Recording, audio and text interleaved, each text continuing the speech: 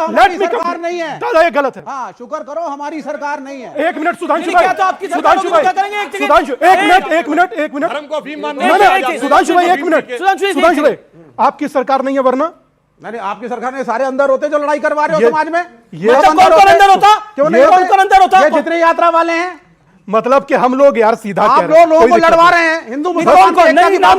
नाम लीजिए कौन कौन अंदर होता? नहीं, ये सारे जितने करवा रहे हैं इन्हीं के शिष्य हैं सारे, इन्होंने ही शुरू किया, यही जन्मदाता है। अच्छा, ये तो खड़े हुए हैं। मतलब आप कह रहे भागेश्वर में इनके बड़ी बात बोल रहे हैं।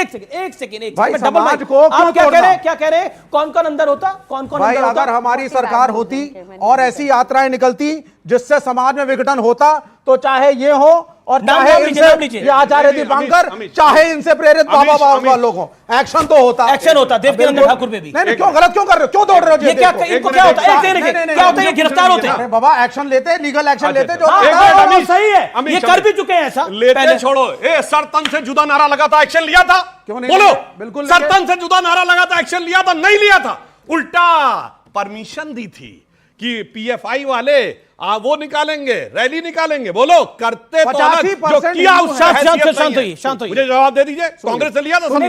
सुधांशु इन्होंने बोला कि चाहे बाबा बागेश्वर हो, चाहे स्वामी दीपांकर हो, चाहे देवकीनंदन ठाकुर हो, वो गिरफ्तार होते अगर हमारी सरकार। नहीं, इनकी सरकार यह है, मैं कहता हूं कोई भी जाके चेक कर ले। 2007 में मिस्टर चक्रवर्ती इनके मिनिस्टर थे ट्रांसपोर्ट के, पश्चिम बंगाल की सरकार में। वो केवल दक्षिणेश्वर काली में जाके पूजा कर लिए थे, तो प्रकाश कारत ने उनके खिलाफ डिसिप्लिनरी एक्शन कर दिया था कि आप कम्युनिस्ट हैं, आप जाकर कैसे कर सकते हैं किसी मंदिर में पूजा, मगर उसी कम्युनिस्ट पार्टी पीरजादा अब्बास सिद्दीकी के पास जाती है, कोई नहीं होता। आपने किसी कम्युनिस्ट नेता की पूजा करते हुए फोटो नहीं देखी होगी, मगर रोजा अफ्तार की दावतों में खूब फोटोएं देखी हो जी। लेकिन अब मैं एक चीज बताता हूं।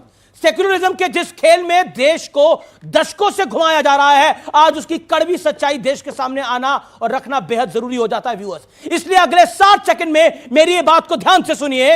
इस देश में प्लेसेस ऑफ वर्शिप एक्ट का काफी जिक्र होता है। इसे 1991 में लागू किया गया था और उस वक्त देश में कांग्रेस की सरकार थी, नरसिम्हा राव उसके प्रधानमंत्री थे। इस एक्ट के मुताबिक 15 अगस्त 1947 को देश में धार्मिक स्थल जिस भी स्थिति में है उसकी वही स्थिति बरकरार रहेगी, उसमें कोई बदलाव नहीं हो सकता।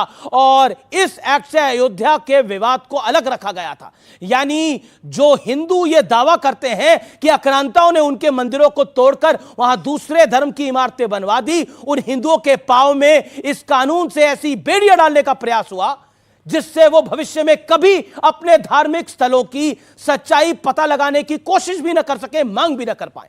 और दूसरी तरफ 1995 और 2013 में कांग्रेस की सरकारों ने वक्फ एक्ट में बदलाव किए, जिसकी वजह से उसकी ताकत असीमित हो गई। इन बदलावों के बाद वक्फ बोर्ड किसी भी संपत्ति पर अपना हक जमा सकता है, जता सकता है और उनके दावे को कोर्ट में चुनौती देना लगभग नामुमकिन है। सोचिए ये कैसा सेकुलरिज्म था। और इन सेकुलर सरकारों ने हिंदुओं को तो प्लेसेस ऑफ वर्शिप एक्ट दिया था और दूसरी तरफ वक्फ का एक्ट दिया था। सोचिए सच्चा सेकुलरिज्म क्या है। ये खत्म,